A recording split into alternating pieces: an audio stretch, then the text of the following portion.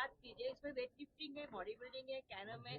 Sir, प्रधानमंत्री ने मालदीव के उनका आरोप किया, इसके बाद मालदीव के जो टूरिज्म उस पर इफेक्ट करता हुआ दिखाई दे रहा है, उस माध्यम से क्या कहना? मैं केवल इतना कहूंगा, भारत दुनिया का एक ऐसा देश है जहां पहाड़ भी है, बीचेस भी हैं, रेगिस्तान भी है, जंगल भी है, बड़े शहर भी है और हजारों वर्ष पुरानी सभ्यता, संस्कृति, परंपराएं भी। भारत दुनिया में वो एक आकर्षण का केंद्र है जो हर तरह के टूरिस्ट के लिए कुछ ना कुछ यहाँ पर मिलता है। मोदी जी भारत के एक ऐसे कोने में गए थे जो बहुत सुंदर है, जिसकी हजारों किलोमीटर का कोरल एरिया है, खूबसूरत बीचेस हैं, जिसका आकर्षण अपने आप में करोड़ों लोगों को उसकी ओर खींच कर ले जाएगा। और आने वाले समय में भारत के इन हिस्सों को जो पिछले कई वर्षों में अछूते रह गए, वहां पर आप उनका विकास होते भी देखोगे और वहां पर पर्यटन को बढ़ावा मिलता हुआ भी देखोगे। और मैं एक बात आपसे कहूं, ये अभी पहली घटना ऐसी नहीं है। मोदी जी ने पिछले 1.5-2 साल पहले जो कहा कि हर भारतीय ये अपने परिवार के साथ लक्ष्य तय करे कि उसको कोई ना कोई नया डेस्टिनेशन देखना है, उसकी सेल्फी खींचे और पोस्ट करें। 500 वर्षों का इंतजार, संघर्ष और लाखों लोगों का बलिदान, आज वो पल आया है कि जब 22 जनवरी को प्राण प्रतिष्ठा अयोध्या धाम में होगी। भव्य राम मंदिर का निर्माण हुआ है और महर्षि वाल्मीकि जी के भव्य एयरपोर्ट का उद्घाटन हुआ है। वंदे भारत से लेकर अमृत भारत ट्रेनों का संचालन हुआ है। एक तरह से आध्यात्मिक नगरी तो बनेगी, आधुनिक भी होगी, सुविधाओं से लैस होगी। देश के हर कोने से कुछ ना कुछ आ रहा है। कहीं तिरुपति बालाजी से लाखों लड्डू बनकर आ रहे हैं, तो कहीं सबसे बड़ा घंटा बन के आ रहा है, कहीं पे कुछ और बन के आ रहा है। तो इससे दिखता है कि देश के हर प्रांत, हर विचार के लोग आज भव्य राम मंदिर के निर्माण और प्राण प्रतिष्ठा के इस कार्यक्रम के साथ जुड़ रहे हैं। भारतीयों के अंदर एक खुशी है, देश और दुनिया भर में, और मुझे लगता है इससे बड़ा उत्साह का पल क्या होगा। पूरा देश जहां एक और पूजा और वहीं पर एक और दीपोत्सव भी 22 तारीख शाम को मनाएगा। इससे पहले भी घर घर जाकर लोग अक्षत बांट रहे हैं, बहुत सारे और कार्यक्रम चल रहे हैं। अपने घरों पर भगवान राम के पताका झंडे लहराए जा रहे हैं। राममय भारत हो गया, मैं ये कहूँ। सर, 2024 में 3 बार दिवालियां मनाई जाएगी, ऐसा भी कहा जा रहा है। मुख्यमंत्री ने भी आह्वान किया है, महाराष्ट्र में भी जो है दिवाली सेलिब्रेट की जाएगी और टीएमसी का पूरे महाराष्ट्र के जितने भी म्युनिसिपल कमिश्नर उनका आदेश है कि पूरा देखिए पूरे देश के लिए पूरे देश के लिए एक बहुत बड़ा पर्व, समाज के सभी वर्गों ने इसका बहुत स्वागत, अभिनंदन भी किया है।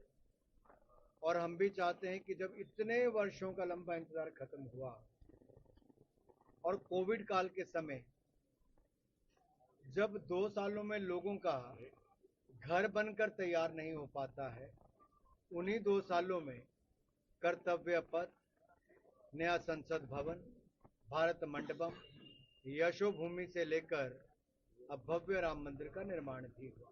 ये बढ़ते भारत के कदम है, जब नए आयाम स्थापित हो रहे हैं। चंद्रयान मिशन की सफलता से लेकर आदित्य L1 सोलर की सफलता, ये भारत की गूंज, भारत की उपलब्धियों की गूंज आज देश और दुनिया में है। इसलिए गूंज एक और होगी जो चारों तरफ सुनाई देगी, और वो गूंज 22 तारीख को होगी, जब गुणगान, गीत और ये आरती और तरह तरह के भजन देश के अलग अलग कोनों में राम भक्तों के द्वारा गाए जाएंगे। राममय माहौल होगा, आनंद ही कुछ और।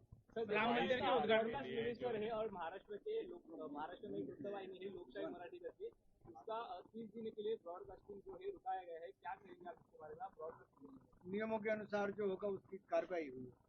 सर राम मंदिर उद्घाटन को लेकर चैनल का ऐसा मानना है कि कार्रवाई जो की गई उसके लिए पहले ही जो न्यायालय है पुलिस को है उसने हमने पूरी तरह से मतलब तफसील जो है दिया था। जब उन्होंने कार्रवाई के लिए बुलाया तो विभाग का जवाब दें जो उनको नोटिस किया होगा। सर राम मंदिर उद्घाटन को लेकर राजनीतिक गोली कहीं ना कहीं जैसे इंडिया गठबंधन के अनेक नेता जो है इस पर आरोप प्रत्यारोप कर उसको लेकर क्या देना आपको?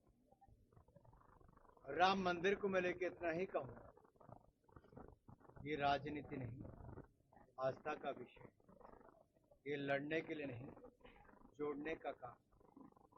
और राम जी का जीवन ही हम सबके लिए आदर्श है और हम सब लोग मर्यादा पुरुषोत्तम राम जी के जीवन से बहुत कुछ सीखें भी और राम राज्य के लिए अपना योगदान भी दें। सर प्रधानमंत्री मालदीव के दौरे पे थे, उस दौरान अनेक मालदीव के मंत्रियों पुरस्कार से 6 खेल बात कीजिए, इसमें वेट लिफ्टिंग है, बॉडी बिल्डिंग है, कैरम है। सर प्रधानमंत्री मालदीव के दौरे पे उनका आरोप किया, इसके बाद मालदीव के जो टूरिज्म उस पर इफेक्ट करता हुआ दिखाई दे रहा है, उस माध्यम से क्या कहना? मैं केवल इतना कहूँगा, भारत दुनिया का एक ऐसा देश है जहाँ पहाड़ भी है, बीचेस भी हैं, रेगिस्तान भी है, जंगल भी है, बड़े शहर भी है और हजारों वर्ष पुरानी सभ्यता, संस्कृति, परंपराएं भी। भारत दुनिया में वो एक आकर्षण का केंद्र है जो हर तरह के टूरिस्ट के लिए कुछ ना कुछ यहाँ पर मिलता है। मोदी जी भारत के एक ऐसे कोने में गए थे जो बहुत सुंदर है, जिसकी हजारों किलोमीटर का कोरल एरिया है, खूबसूरत बीचेस हैं, जिसका आकर्षण अपने आप में करोड़ों लोगों को उसकी ओर खींच कर ले जाएगा। और आने वाले समय में भारत के इन हिस्सों को जो पिछले कई वर्षों में अछूते रह गए, वहां पर आप उनका विकास होते भी देखोगे और वहां पर पर्यटन को बढ़ावा मिलता हुआ भी देखोगे। और मैं एक बात आपसे कहूँ, ये अभी पहली घटना ऐसी नहीं है। मोदी जी ने पिछले 1.5-2 साल पहले जो कहा कि हर भारतीय ये अपने परिवार के साथ लक्ष्य तय करे कि उसको कोई ना कोई नया डेस्टिनेशन देखना है, उसकी सेल्फी खींचे और पोस्ट करें और 15 ऐसे स्थान 5 वर्षों में पूरा करें। तो प्रधानमंत्री जी स्वयं भी कर रहे हैं, आप सब भी करें। सर विधायकों की आपातकालीन